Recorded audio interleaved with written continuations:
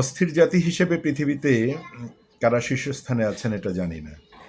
উইকিপিডিয়াতে এই তথ্যটি আছে কিনা সেটিও আমার জানা নেই। তবে আমরা যে বেশ এগিয়েই থাকব এটা নিশ্চিত করেই বলা যায়। যে কোনো কিছুতেই আমরা অস্থির হয়ে যাই, যে কোনো কিছুতে আমরা হুলস্থুল কাণ্ড ঘটিয়ে ফেলার চেষ্টা করি। ধৈর্য ধরে যুক্তি দিয়ে বুদ্ধি দিয়ে পরিস্থিতিকে নিয়ন্ত্রণে রাখার, পরিস্থিতিকে শান্ত করার চেষ্টাটা আমরা খুব কম সময়ই করি। সব কিছুতে আমাদের অস্থিরতা।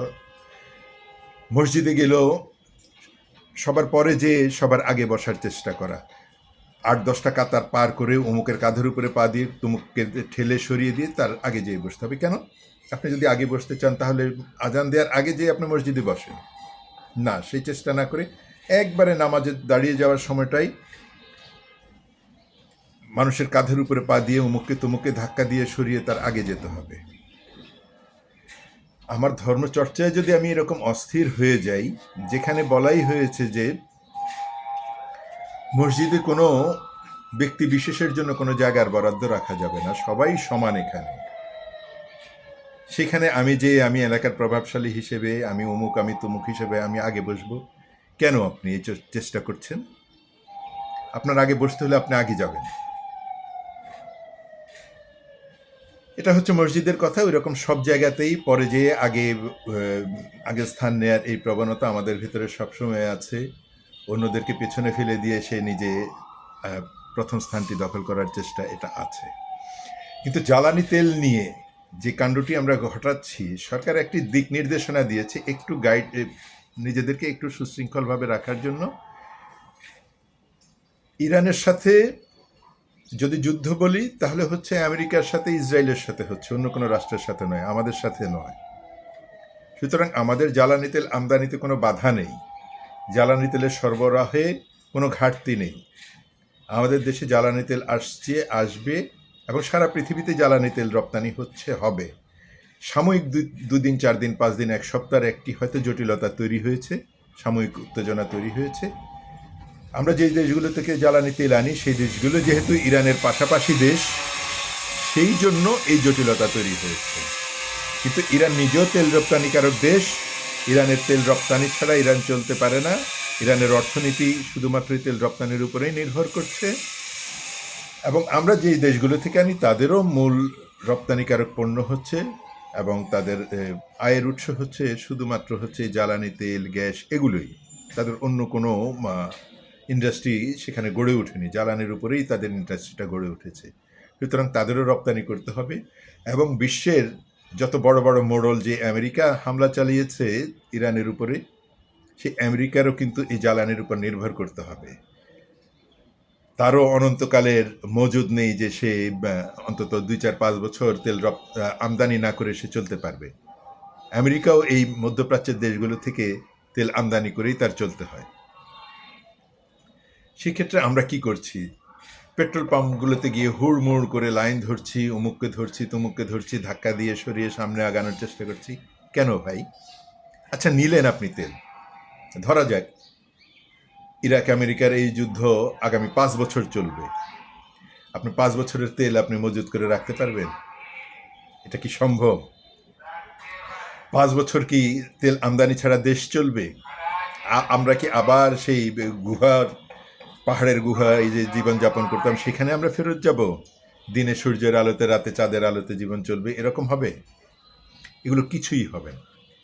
পৃথিবীর নিয়মেই চলবে, দেশের নিয়মেই চলবে। সরকার তার দায়িত্ব পালন করবে। সরকারের যে দায়িত্ব সেগুলো হচ্ছে দেশকে এরকম পরিস্থিতিতে বিকল্প পদ্ধতিতে কিভাবে জ্বালানি তেল আমদানি করে দেশের উন্নয়ন উৎপাদন স্বাভাবিক রাখা যায়, দেশের গতি স্বাভাবিক রাখা যায়, সেই চেষ্টা করে। এটা সরকার করবেই, সরকার তার নিজের প্রয়োজনেই করবে। তাহলে আমরা কেন এই অস্থিরতার মধ্যে পড়ে যাচ্ছি? একটি মোটর সাইকেলে কত লিটার তেল ধরে রাখা সম্ভব? একটি মোটর বাইকের ট্যাঙ্কিতে কত লিটার তেল আপনি নিতে পারবেন? তারপরে তেল আপনি কোথায় পাবেন এটি শেষ হয়ে যাওয়ার পরে? একটি বাসে, একটি ট্রাকে আসলে কতদিনের তেল মজুত করে রাখা যায়? যেই ট্রাকটি চট্টগ্রাম বন্দর থেকে পণ্য নিয়ে রাজশাহীতে যাবে, রাজশাহী থেকে তো তার আবার ফেরত আসতে হবে। সে কতদিনের তেল জ্বালানি ট্যাঙ্কিতে মজুদ রাখতে পারবে? তাহলে কেন এই অস্থিরতা? বরং যে কোনো বিপদে স্থির থেকে, শান্ত থেকে, ঐক্যবদ্ধ থেকে, সুশৃঙ্খল থেকে পরিস্থিতিকে নিয়ন্ত্রণে রাখাটা হচ্ছে সবার দায় দায়িত্বের মধ্যেই পড়ে। আমরা সেটি না করে পরিস্থিতিকে আরও জটিল করে ফেলার চেষ্টা করছি। বরং আমরা এই কাজটি করতে পারি। আমরা যেটা করতে পারি সেটা হচ্ছে যে এই মুহূর্তে এসি না ছাড়লেই চলে, এই মুহূর্তে অসংখ্য ফ্যান না ছাড়লেও চলে। পরিস্থিতি যতটা শান্ত আছে, আবহাওয়া যতটা শান্ত আছে, এতে এসির বাতাসের দরকার হয় না, অনেকগুলো ফ্যান একসাথে ছাড়ার দরকার হয় না। ঈদ উপলক্ষে যে মার্কেটগুলোতে আলোকসজ্জা করা হয়েছে সেটিকে বন্ধ করে দিলেও অনেকটা আমরা জ্বালানি সাশ্রয় করতে পারি। এগুলো আমরা নিজেদের বিবেক বিবেচনা দিয়েই কাজটা করতে পারি। এবং আমাদের সরকার ইতিমধ্যেই বিকল্প পদ্ধতিতে, বিকল্প দেশ থেকে জ্বালানি তেল আমদানির পরিস্থিতি তৈরি করেছে, কথাবার্তা চলছে, আমদানি হচ্ছে, হবে। এবং আমরা সংবাদ মাধ্যমে ইতিমধ্যে জেনে গেছি ইরান ঘোষণা করেছে যদি তার উপরে কেউ পাল্টা হামলা না করে সে আর কার উপরে হামলা করবে না। তার মানে ইরানও টের পাচ্ছে যে আসলে এই হামলাটি তার উপরে চাপিয়ে দেয়া। সে মার খাচ্ছিল বলেই তার পাল্টা উত্তর দিচ্ছিল, কিন্তু এটির জন্য সে আসলে প্রস্তুত ছিল না এবং এটি তার জন্য কোনো মতেই মঙ্গলজনক নয়। সে যাদের উপর হামলা করেছে সেই রাষ্ট্রগুলো তার বন্ধু না হতে পারে, কিন্তু সেই রাষ্ট্রগুলোর থেকে তার উপরে হামলা না করলে সে আর তার উপরে হামলা করবে না। তার মানে সৌদি আরব, বাহরাইন, কাতার, কুয়েত, এই রাষ্ট্রগুলো সরকার থেকে ইরানের উপর কিন্তু কোনো হামলা করা হয়নি। তার মানে পরিস্থিতি অনেকটাই স্বাভাবিক হয়ে আসছে। এই যুদ্ধ আসলে যুদ্ধ নয়, এটি ইরানের উপরে একটি অনৈতিক হামলা। আমাদের এই সংযমের মাসে ইরানের উপরে হামলা করে সে পুরো মুসলিম বিশ্বকেই অপমানিত করেছে আমেরিকা, ইসরায়েল। তারা এইরকম অপমান আমাদেরকে অসংখ্যবার করেছে, অসংখ্যবার করছে, ভবিষ্যতেও করবে।